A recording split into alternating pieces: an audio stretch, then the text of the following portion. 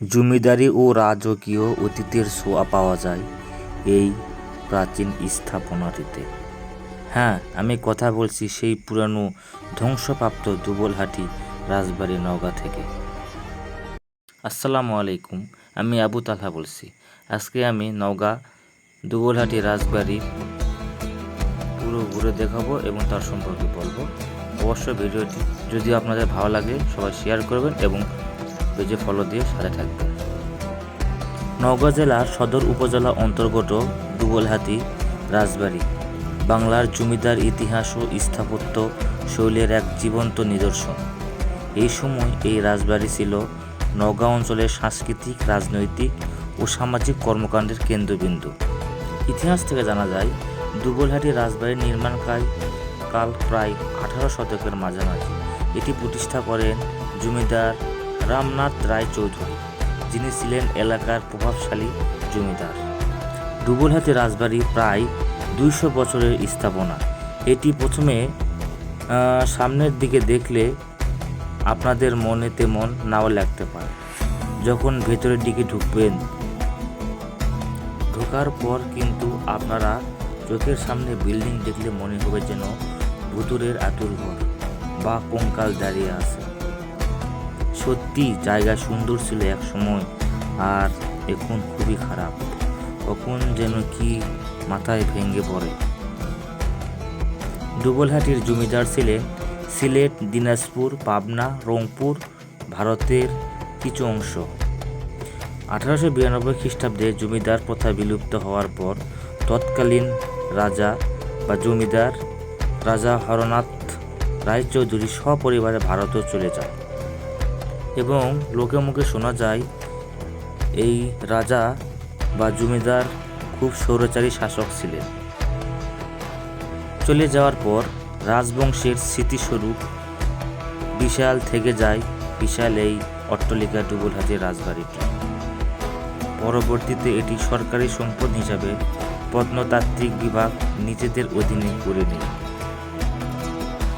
রাজবংশের 5 একর এলাকা জুড়ে বিশাল প্রাসাদ, আর প্রাসাদের বাহিরে ছিল মন্দির, দাতব্য চিকিৎসালয়, দিঘি, স্কুল, বিদ্যালয়।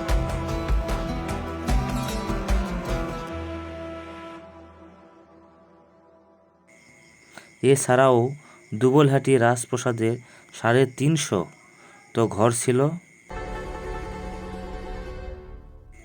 তার ছিল 60টি আঙিনা।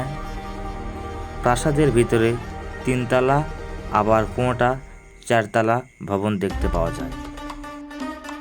আমি এখন সিঁড়ি বেয়ে উপরে উঠতেছি, খুব ভয় লাগতেছে, তারপরে উঠতেছি আপনাদের সম্পূর্ণ এই রাজবাড়িটি দেখানোর জন্য। এবং আমি এরপরে আবারও উপরে উঠব, সম্ভবত এটাই শেষ। প্রায় 3 থেকে 4 তলা সমান রাজবাড়িটি এবং পরিত্যক্ত অবস্থায় পড়ে আছে। আপনারা দেখছেন এখানে অনেকে ছবি উঠাচ্ছে এবং ভিডিও করতেছে এবং আপনারা দেখতে পাচ্ছেন এখান থেকে পুরো রাজবাড়িটি সুন্দরভাবে দেখা যাচ্ছে। রাজবাড়িটির সামনে একটি বিশাল বড় পুকুরও রয়েছে। তাছাড়া ব্রিটিশ আমলে রাজবাড়িটি ছিল প্রশাসনিক ও সামাজিক নেতৃত্বের একটি প্রতীক। রাজবাড়িটির বিশাল আয়তনের বাংলার ঐতিহ্যবাহী এবং ইউরোপীয় ঘরানার স্থাপত্য মিলিয়ে নির্মিত হয়েছে। তার বিশাল উঠান, তাছাড়াও রয়েছে ভবন, নাট মন্দির, অতিথিশালা, গৃহস্থলী কক্ষ, বিচার এবং অনেক ধরনের কক্ষই এখানে স্থাপনা রয়েছে। এই সব কিছুই আগে ছিল। বর্তমানে রাজবাড়িটি আংশিকভাবে ধ্বংসপ্রাপ্ত, তবে এর গঠন ও ইতিহাস এখনও আগ্রহ জাগায় দর্শকদের মাঝে। ইতিহাসপ্রেমী ও ফটোগ্রাফারদের জন্য চমৎকার একটি জায়গা বা স্থান। নওগাঁর দুবলহাটি রাজবাড়িটি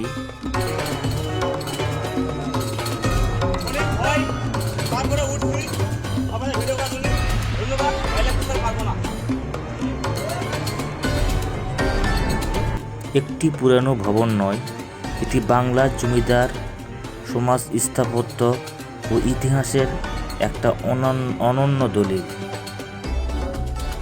এই প্রত্নতাত্ত্বিক নিদর্শনকে সংরক্ষণ ও তুলে ধরার দায়িত্ব আপনাদের সবার। ভিডিওটি কেমন লেগেছে আপনাদের কমেন্টে জানাবেন। অবশ্যই সবাই শেয়ার এবং ফলো করবেন। সবাই ভালো থাকবেন।